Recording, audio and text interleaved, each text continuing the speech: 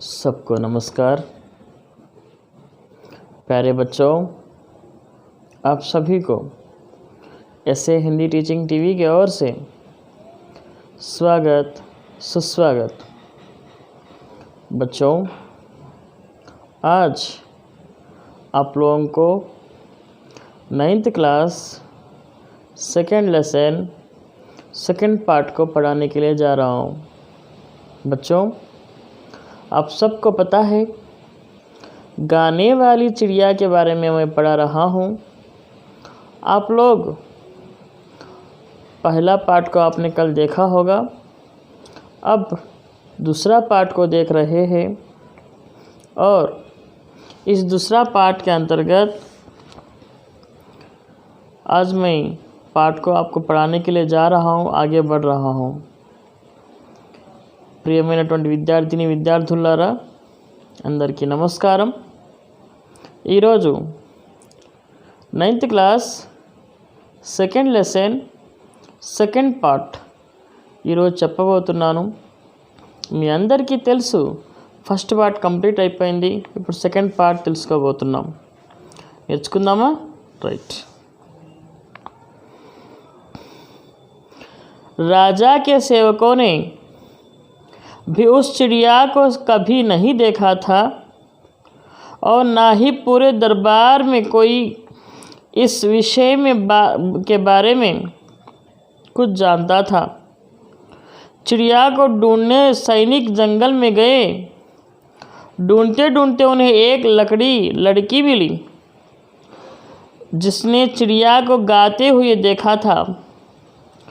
गाने वाली चिड़िया का नाम लेते ही वह बोली, हाँ हाँ मैं जानती हूँ। उस गाने वाली चिड़िया को ओह, वह कितनी मधुर स्वर में गाती है। जब मैं यहाँ से काम समाप्त करके संध्या समय घर लौटती हूँ तो वह मुझे रास्ते भर अपना मीठे मीठा गाना सुनाती है। इससे मेरी सारी थकान दूर हो जाती है। डियर स्टूडेंट्स, आप सबको पता है जिस तरह से एक राजा थे और राजा ने अपनी महल में बहुत सुंदर महल बनाए थे। इतने सुंदर महल को उन्होंने अच्छे से बनाए थे। राजा जी को अपने महल के ऊपर बहुत गर्व था। ఒక రాజుగారు ఉండేవారు। రాజుగారికి పెద్ద బంగ్లా ఉంది। ఆ బంగ్లా మీద, రాజభవనం మీద రాజుగారికి చాలా ఇంట్రెస్ట్, బాగా తన బంగ్లా మీద తనకెంతో గర్వంగా ఉండేది। అయితే ఆ రాజ్యంలోనే చాలామంది జనాలు, టూరిస్టులు వచ్చి ఆ రాజబంగ్లాని, రాజమందిరాన్ని, అదేవిధంగా ఇతరత్ర ప్లేసెస్ని జాగ్రత్తగా చూసి, టూరిస్టులు అంతా చూసి సైలెంట్ మంచిగా తన యొక్క యాత్రా వృత్తాంతులు రాసి వెళ్ళిపోయేవాళ్ళు। దానిలో భాగంగా తమ యాత్ర ఎట్లా జరిగింది, ఆ యాత్రలో చెప్పుకోవాల్సినటువంటి విషయాలు ఏమైనా ఉన్నాయా, అలాంటి విషయాల గురించి ఒక పుస్తకాన్ని ప్రింట్ చేసేవాళ్ళు అప్పటి యాత్రికులు। అలాంటి సందర్భంలో సాధారణంగా మరి పిల్లలు ఆ యొక్క ఒకరోజు రాజుగారు వాళ్ళు వెళ్ళిన తర్వాత ఆ యాత్రా వృత్తాంతాన్ని, ఆ పుస్తకాన్ని చదువుతాడు। ఆ పుస్తకంలో యాత్రా వృత్తాంతం గురించి చాలా గొప్పగా ఉంటుంది। जिस तरह से उसी महल के पास एक चिड़िया रहती थी, वो गाती थी, वो इतनी अच्छी गाती थी, इतने मधुर स्वर में गाती थी, बहुत खुश होता थे, बहुत अच्छा लगता था उनको। ये सब सुनकर गांधी जी को बहुत अच्छा लगता था। जी, जैसा कि लोगों को बहुत अच्छा लगता था, राजा को भी बहुत अच्छा लगा। सॉरी, जैसा कि वो चिड़िया के बारे में राजा को ना पता है, ना चिड़िया को कभी राजा ने देखा है। మరి ఆ యొక్క చిడియాని ఆ యాత్రా వృత్తాంతంలో ఏం రాసిందంటే, ఒక రాజమహల్కి దగ్గరలో ఒక పొలం ఉంది, అడవి ఉంది. పొలంలో ఆ అడవిలో ఒక మంచిగా పాట పాడే ఒక చిలుక ఉంది, పక్షి ఉంది. దాని యొక్క స్వరం చాలా మృదువుగా, చాలా అందంగా, చాలా నీటుగా, చాలా గొప్పగా పాడుతుంది. అలాంటి పక్షిని మేము ఎప్పుడూ చూడలేదు అని చెప్పి ఆ యొక్క యాత్రికులు తమ యొక్క యాత్రా వృత్తాంతంలో రాసున్నారు. అది చదివినటువంటి రాజుగారికి ఆ పక్షిని చూడాలనిపించింది. ఆ పక్షి ఎట్లా ఉందో తెలియదు రాజుగారికి. సైనికులు కూడా ఎప్పుడు చూడలేదు. ఇమీడియట్లీ సైనికుల్ని పిలువనంపిస్తాడు. సైనికులారా, మీరు వెళ్ళి ఈ చిలుక, పాట పాడే చిలుక ఎవరైతే ఉన్నారో ఎక్కడ ఉన్నా కూడా ఇమీడియట్లీ పట్టుకొని తీసుకురండి అంటాడు. ఆ సందర్భంలో అక్కడ ఉన్నటువంటి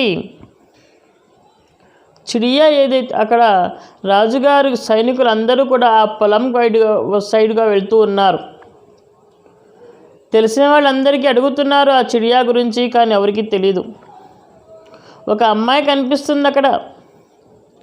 ఒక అమ్మాయి కనిపిస్తే ఆ అమ్మాయికి అడుగుతారు, ఏమ్మా, ఈ అడవిలో చిలుక ఉంటుందంట కదా, చక్కగా పాడుతుందంట కదా, నీకు తెలుసా అని అంటారు ఆ సైనికులు ఆ అమ్మాయితో.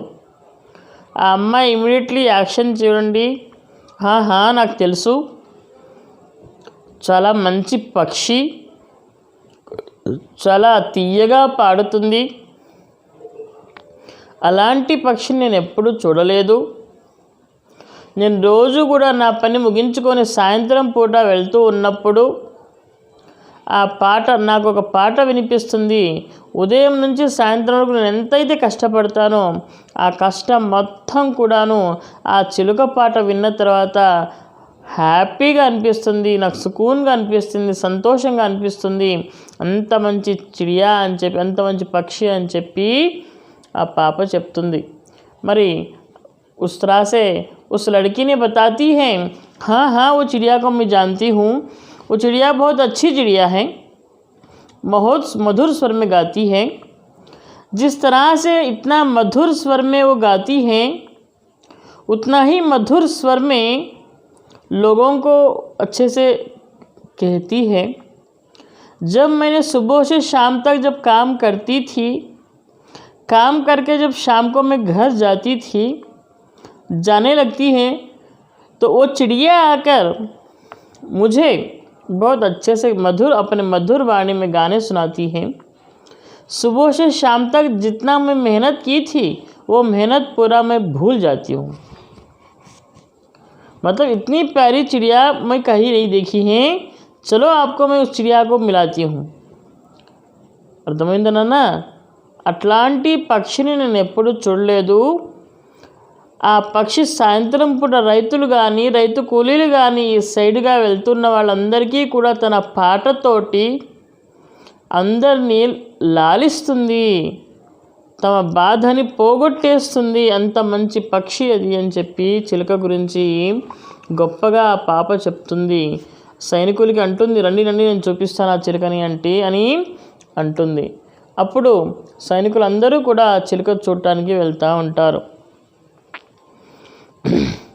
सैनिकों के अनुरोध पर लड़की ने चिड़िया को आवाज़ दी, मेरी छोटी सुंदर चिड़िया, हमारे राजा तुम्हारे मधुर संगीत सुनना चाहते हैं, क्या तुम उन्हें अपना गाना सुनाओगी?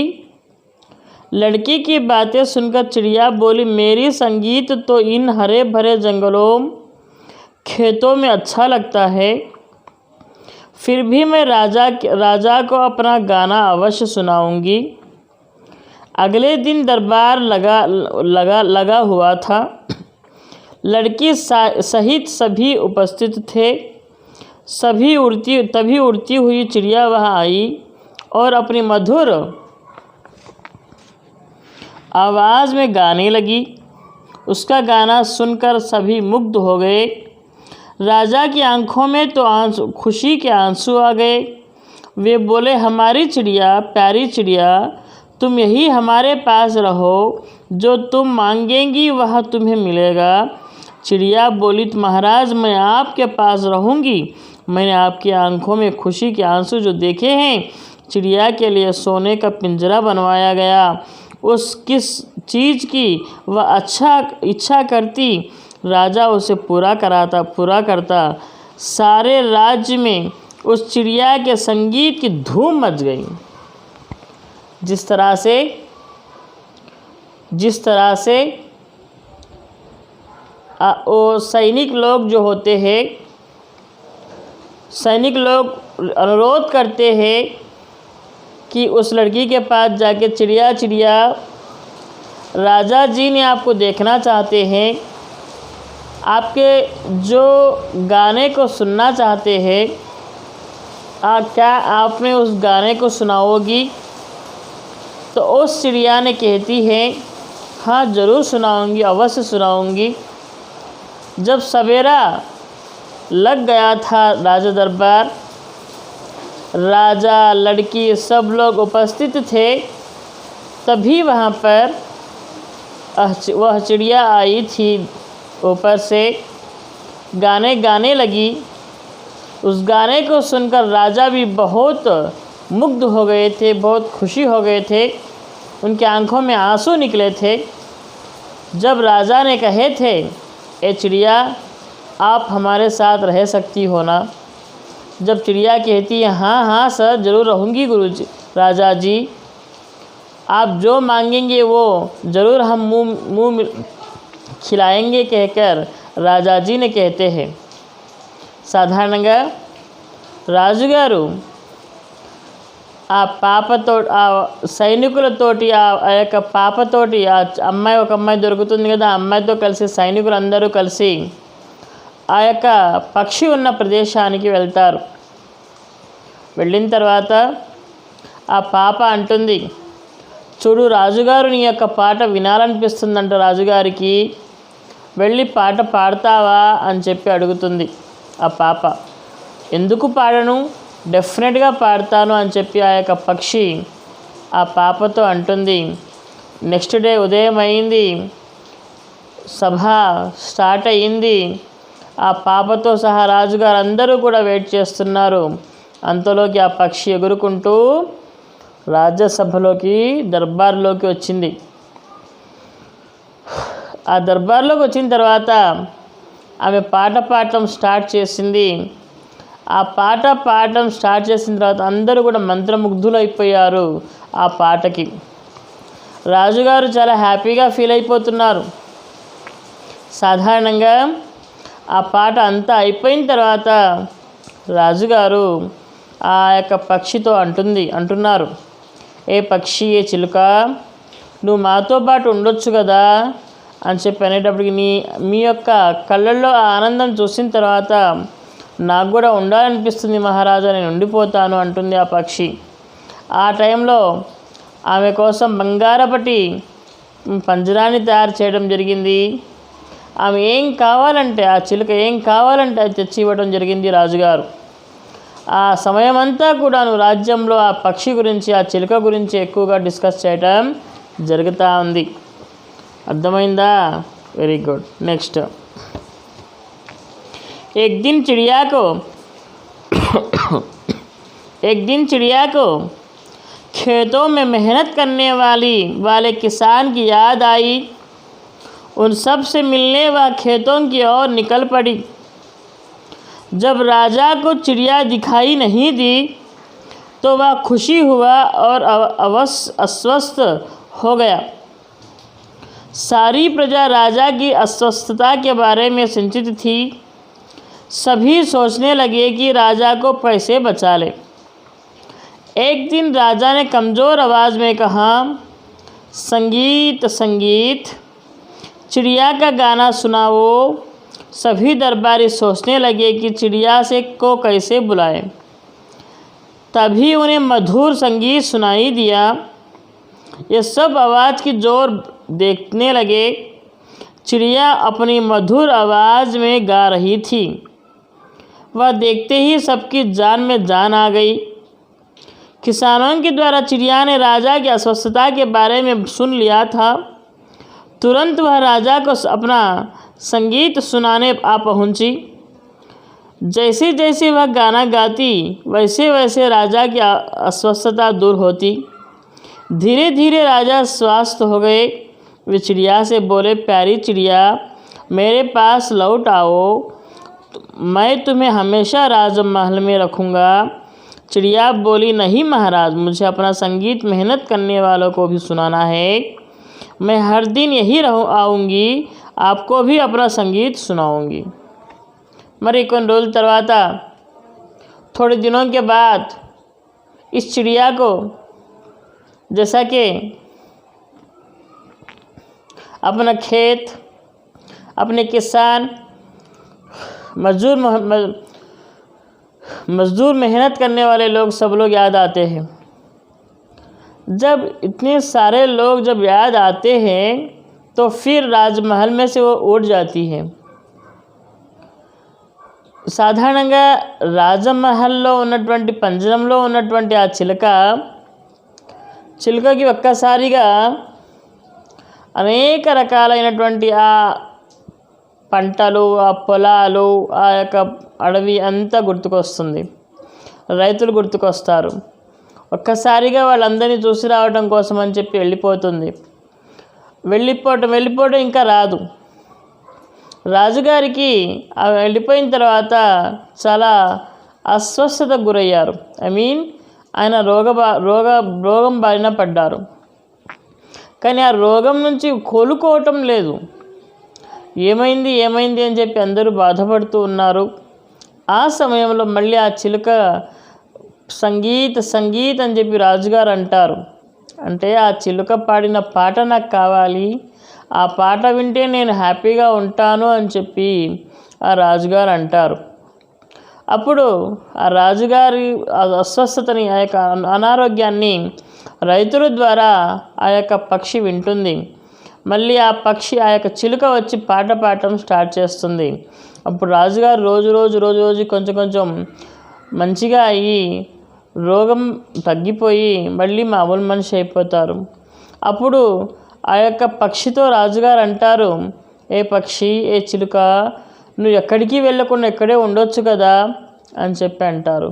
అంటే లేదు మహారాజా, నేను మీకు కూడా వినిపిస్తాను. ఆ పొలాల్లో ఉండే రైతు కూలీలకు కూడాను నేను నా యొక్క పాటని వినిపించాలి.